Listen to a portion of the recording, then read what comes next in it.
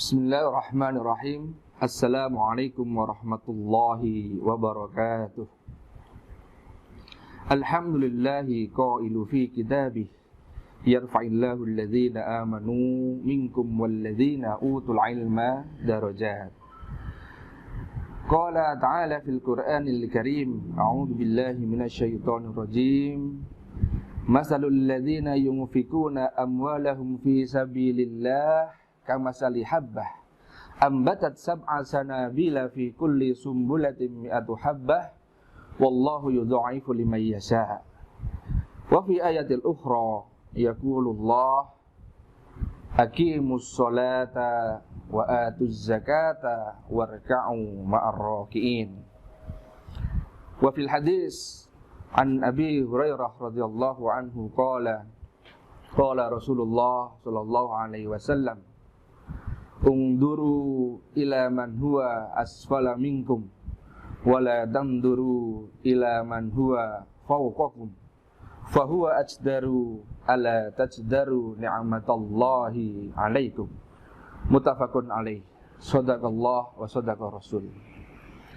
Bapak Ibu jamaah rahimani wa rahimakumullah, para pemirsa yang dimuliakan oleh Allah. Tiada kata yang pantas diucapkan selain kata tahmid, bersyukur kepada Allah Subhanahu wa taala bahwasanya nyawa kita, rizki kita, nasib kita semuanya pada genggaman Allah Rabbul Izzati. Allah yang memberikan harta kita, Allah yang memberikan penghidupan kita, Allah yang memberikan kebaikan kepada kita semuanya. Maka jadilah kita hamba-hamba Allah yang selalu bersyukur, karena dengan nikmat yang kita syukuri justru Allah akan menambah nikmat yang berlebih. Yang kedua, salam dan sholawat selalu teriring kita haturkan kepada Nabi Muhammad sallallahu alaihi wasallam sebagai uswah hasanah untuk kita semuanya. Baik dimanapun Rasulullah sallallahu alaihi wasallam berada, maka beliaulah uswah hasanah, suri tauladan untuk kita semuanya. Rasulullah ketika memimpin dalam suatu negara, ketika Rasulullah juga memimpin dalam suatu keluarga, dalam masyarakat, dalam tatanan sosial, maupun dalam medan juang, maka tidak henti-hentinya kita selalu bersolawat dan beriring salam kepada baginda Rasul Muhammad sallallahu alaihi wasallam. Ibu bapak jamaah rahimani wa rahimakumullah, begitu indah Rasul kita Muhammad sallallahu alaihi wasallam memberikan tatanan kehidupan yang islami ketika itu. Bagaimana beliau hidup di Madinah yang waktu itu betul-betul majmuk masyarakatnya. Ada yang memang sudah muslim, ada juga orang Yahudi, ada juga non-muslim yang lain, Nasrani. Maka ketika membuat fondasi yang baik, Rasulullah SAW mengacu pada sumber kehidupan kita, yaitu Al-Quran. Rasulullah memberikan tatanan dengan cara menghidupkan perekonomian yang secara islami, secara Qur'ani, yang berakhlakul karimah. Ditopang juga dengan kebangkitan dan pemberdayaan zakat, infak, dan sedekah. Jamaah rahimani wa rahimakumullah, Rasulullah sudah mencontohkan begitu zakat dan infak serta sedekah betul-betul dijalankan oleh umat waktu itu. Bahkan non-muslim pun menjalankan dengan cara membayar jiz'ah, atau kita menyebutnya semacam asuransi atau pajak. Maka hak-hak dan kewajiban muslim maupun non-muslim semuanya terpenuhi.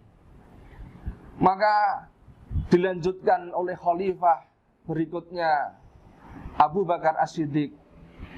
Walaupun dikala itu begitu tantangannya cukup besar, karena menganggap syariah zakat infak sedekah adalah rekayasa Nabi kita Muhammad SAW. Maka ketika itu Abu Bakar dengan tegas mengumumkan perang, menindak tegas siapapun yang tidak membayar zakat. Begitu juga Umar bin Khattab, beliau berijtihad bagaimanakah zakat infak sedekah bisa membudaya, bisa menjadikan suatu kewajiban diikuti oleh Utsman bin Affan, Ali bin Abi Thalib, dan seterusnya. Maka dunia semuanya takjub dengan indahnya Islam. Maka sabda Nabi mengatakan, an Abi Hurairah radhiyallahu anhu qala Rasulullah sallallahu alaihi wasallam, unduru ila man huwa asfala minkum wala tanduru ila man huwa fawqakum fa huwa ajdaru ala tajdaru ni'matallahi alaikum. Muttafaqun alaih. Ada di kitab Bulughul Maram, di kitab kelengkapan, yang artinya bahwasanya Abu Hurairah radhiyallahu anhu berkata, dan Rasulullah sallallahu alaihi wasallam bersabda, lihatlah orang yang ada di bawahmu dan jangan melihat orang yang ada di atasmu, karena dengan itu semuanya tidak mengurangi rasa syukur kita kepada Allah. Muttafaqun alaih, diriwayatkan oleh Imam Bukhari dan Imam Muslim. Jamaah rahimani wa rahimakumullah, ketika melihat suasana yang seperti ini, bahkan semuanya hampir di belahan dunia berefek dan berimbas tentang pandemik, maka semuanya mencari solusi yang terbaik, karena aspek dan faktor apapun semuanya terkena imbas. Orang yang awalnya kaya, Allah memperingatkan dengan pandemik seperti ini menjadi berkurang hartanya. Operasional di pabriknya, di perusahaannya tidak bisa berjalan. Mereka takut jika orang berkumpul, maka salah satu saja ada yang terindikasi penyakit atau terkena COVID, maka bisa mengakibatkan fatal.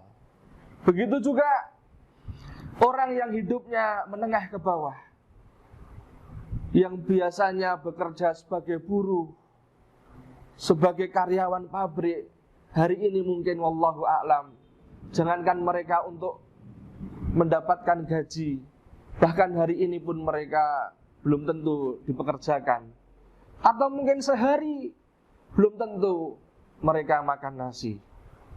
Maka jamaah rahimani wa rahimakumullah, alangkah indahnya kehidupan Islam ini ketika kita fokuskan kepada melihat saudara-saudara kita yang di bawah secara ekonomi, agar kita selalu bersyukur, dan kita tidak boleh melihat ke atas agar kita menjadi orang yang kufur. Boleh kita melihat ke atas dalam hal tertentu saja, dalam hal keilmuan maupun ibadah kepada Allah, boleh. Karena semuanya itu Allah yang memberikan kodrat, yang memberikan takdirnya. Allah tidak membuat sia-sia. Hamba ini ditentukan mana yang diberi rizki yang cukup, mana yang diberi rizki yang banyak, agar semuanya saling bersinergi. Yang kaya memberikan kewajibannya yang berupa zakat, infak maupun sedekah. Jamaah rahimani wa rahimakumullah, ada kalanya hari ini kita masih belum bisa membedakan antara mana zakat, mana infak, mana sedekah saudara-saudara kita. Maka kadang kita berpikir, ya Allah, kenapa rukun Islam yang nomor 3 ini yang bernama zakat, teman-teman kita, saudara-saudara kita begitu mengabaikan.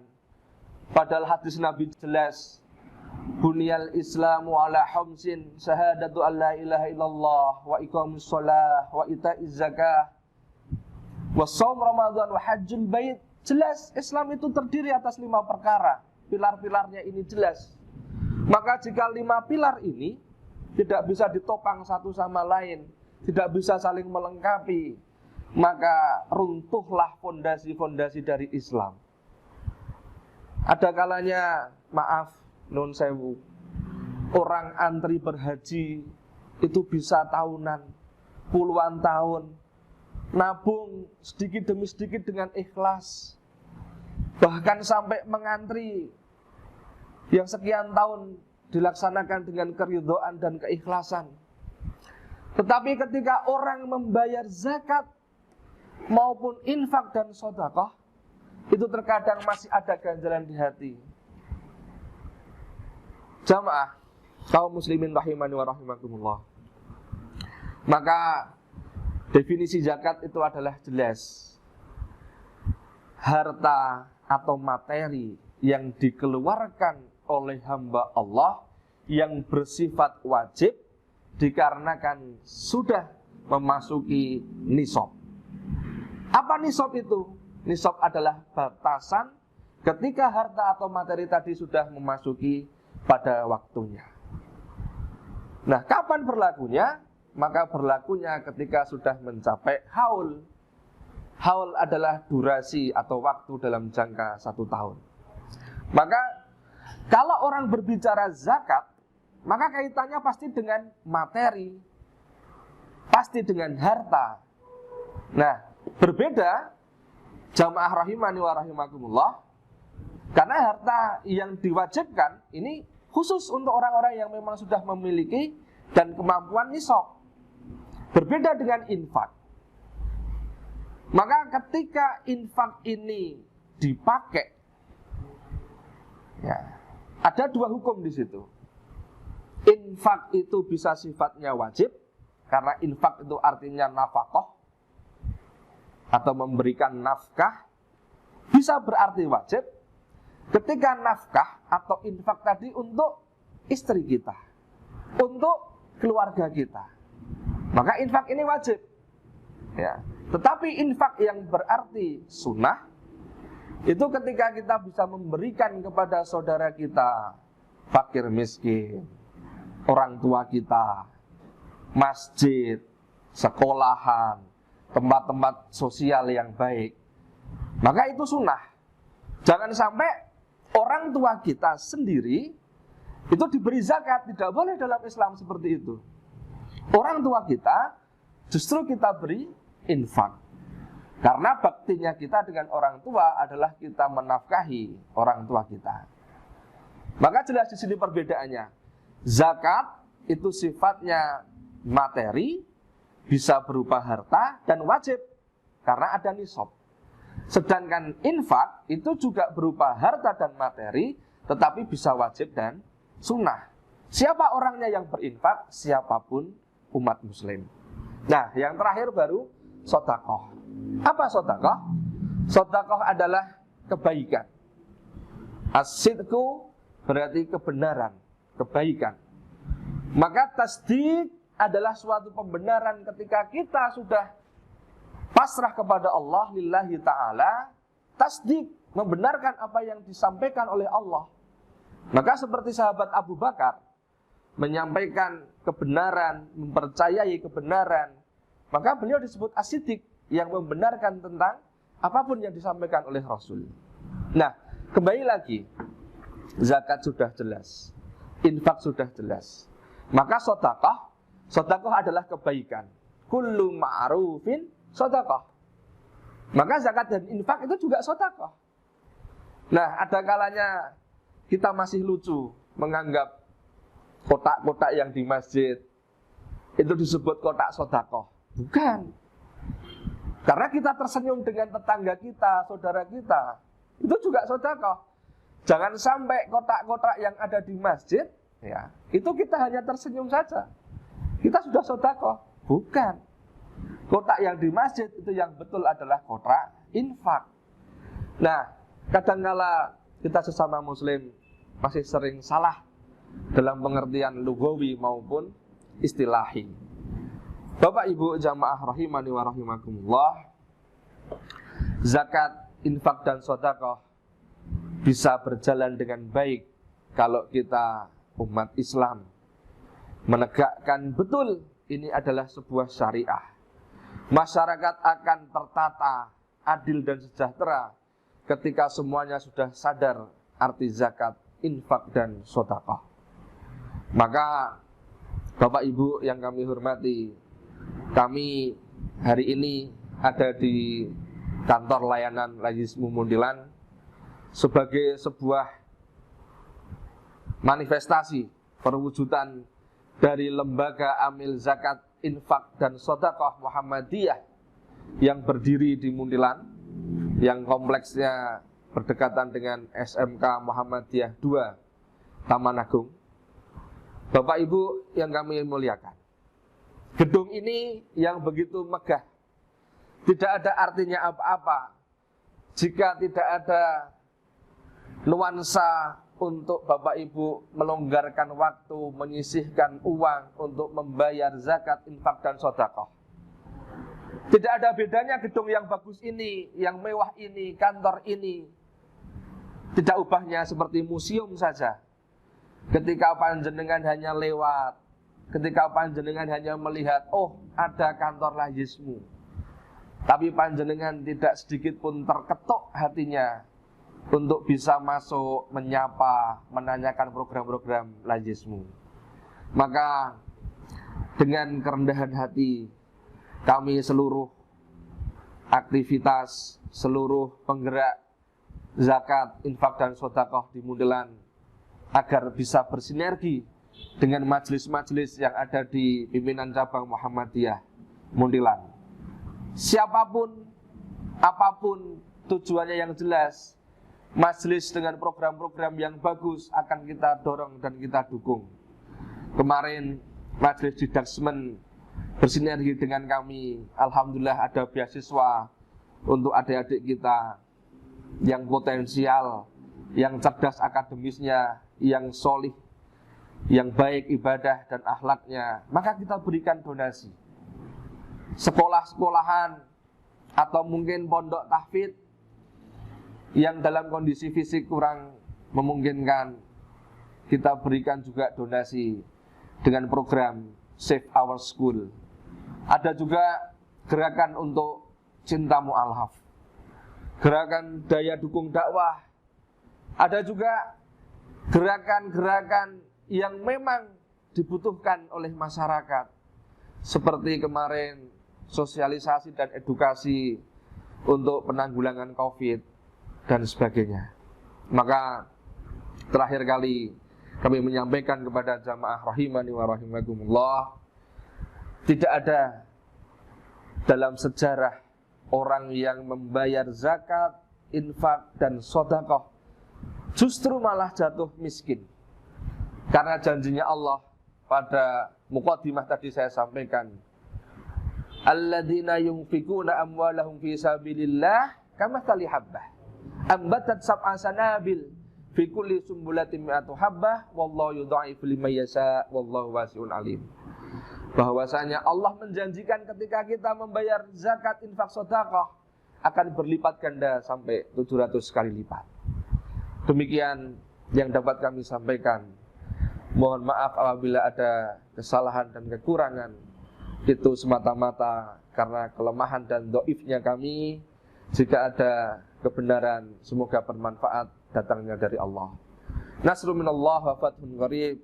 Billahi taufiq wal hidayah. Wassalamualaikum warahmatullahi wabarakatuh.